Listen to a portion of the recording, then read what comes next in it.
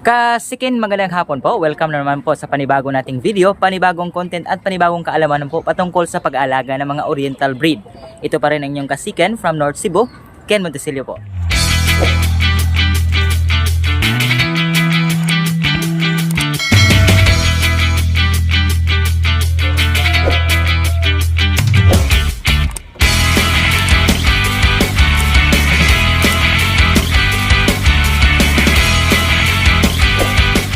Kasikin, welcome back ulit sa ating YouTube channel. You are still watching Chicken Namnams TV.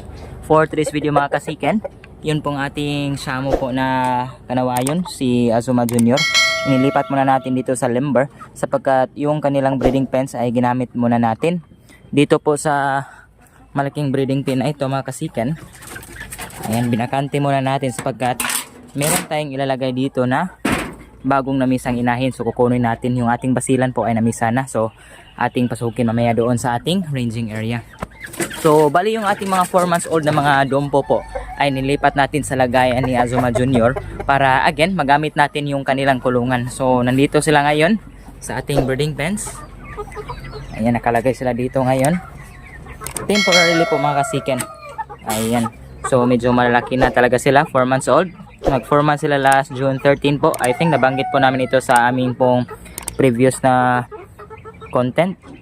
Yung 4 po nilang kapatid ay nandun din sa kabilang breeding pen sapagkat again, yung ginamot natin sila ay hindi na natin sila maipon sapagkat nagtutukaan na at nag-aaway na. So ngayon mga kasiken, pasukin muna natin yung atin pong bagong namisang basilan. So siya po yung kauna-unahan natin na inahin na namisa po sa bago natin na paitlugan, kaya sobrang excited, sobrang saya po natin sapagkat katapos lang po ng ating paitlugan last May po at ngayon ay meron ng kauna-unahang namisa. So hindi pa nga tayo nakapagpatuka po sa ating mga basilan, maya-maya po ay atin silang papakainin sapagkat meron na tayong nakahandang patuka sa kanila. So dito tayo mga kasikin, pasok tayo dito.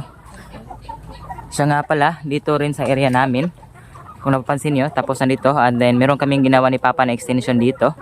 Ayan. So ang kulang na lang po ay ang paglagay na lang po ng mga yero or yung paglagay ng mga atop. Okay. So hindi pa namin nalagay yan kaninang umaga sapagkat kailangan muna namin bumili ng Bulkasil para po may mga butas kasi yung yero natin, kaya yun atin mo nang kukumpunihin. So dito nga pala mga kasiken, ayan, dito yung ating isang inahin na namisa. Ayan.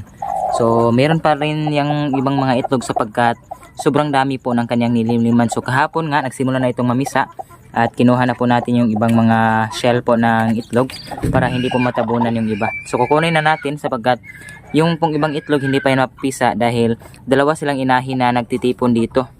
So ayan, marami na rin dito mga nangitlog. Then may isa pa dito naglimlim. Ayan. So ito yung kauna-unahan natin na namisa mga kasiken. So samahan nyo ko at kukunin natin yan. Okay, but before tayo magpatuloy dyan, syempre atin mo lang pakainin ng ating mga basilan. Sa tingin ko gutom na sila mga kasiken. So kukunin muna natin yung kanilang patuka at bibigyan na natin sila.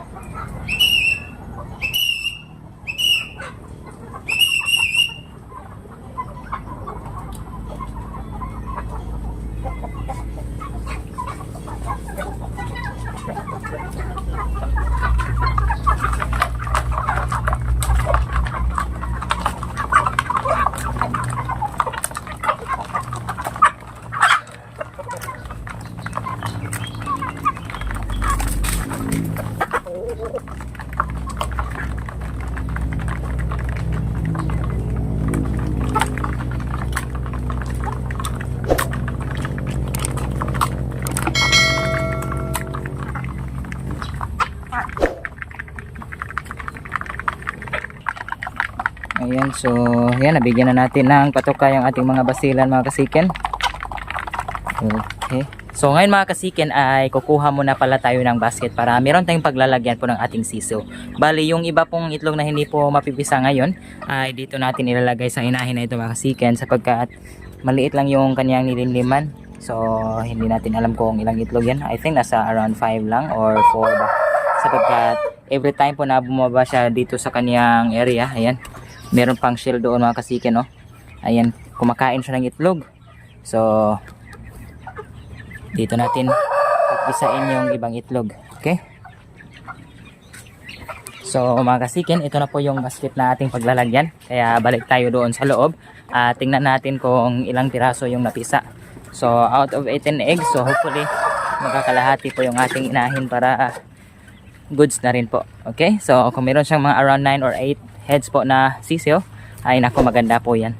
And then, good thing po sa ating mga sisiyo sapagkat sobrang dami na pong nagpa-reserve. So, ang buyer natin naghihintay na lang po ng ating chat o di kay tawag kung meron tayong available. So, may possibility po na after 5 days or 7 days ay isisip na natin ang mga sisiyo na ito mga kasiken. So, tara ating kunin.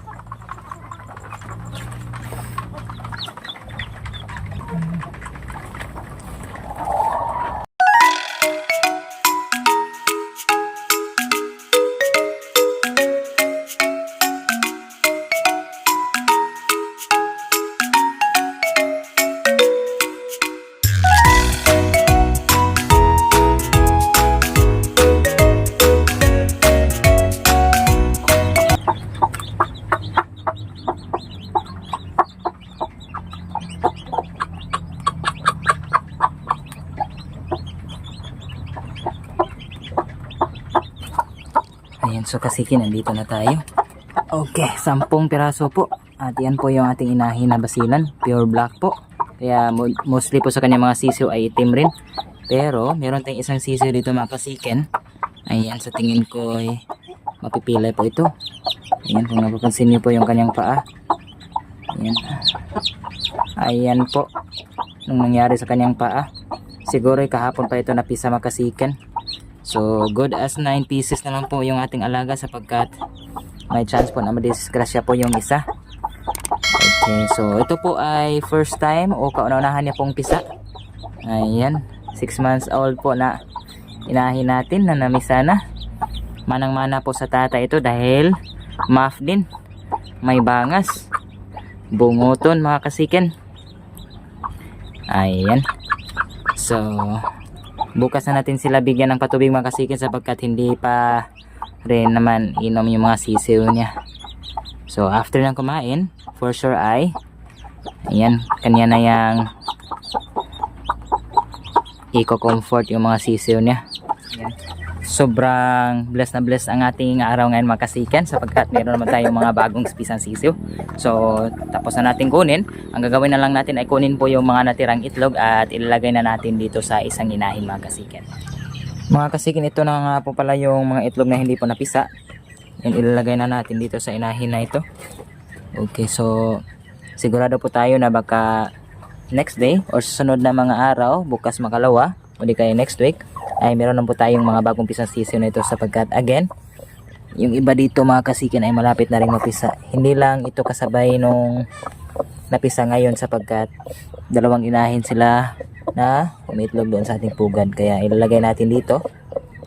Hindi natin nakandol yung mga itlog na ito but may malaking chance na meron tayong laman sapagkat mabibigat po yung mga itlog.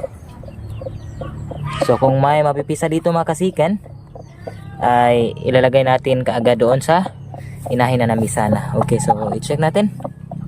So yan po yung kanyang mga itlog lahat. Sarang dami. Okay, so ito po yung advantage po kapag may mga inahin na sabay na maglimlim sapagkat magagamit po natin yung iba as advantage. So dito nakalagay na tayo ng ilang itlog sa kanya, napisanan niya. So okay naman. Hindi siya pwedeng itipon doon sa ranging area sapagkat nagpapatayan po sila ng ating isang inahin. Ayun. So sobrang ayos mga kasikin. Okay, so sa tingin ko ay hanggang dito lang po ang aming content sa araw na ito. Sana po ay nagustuhan at nag-enjoy po kayo sa aming po mga alagang basilan. God bless po and see you sa susunod naming mga upload.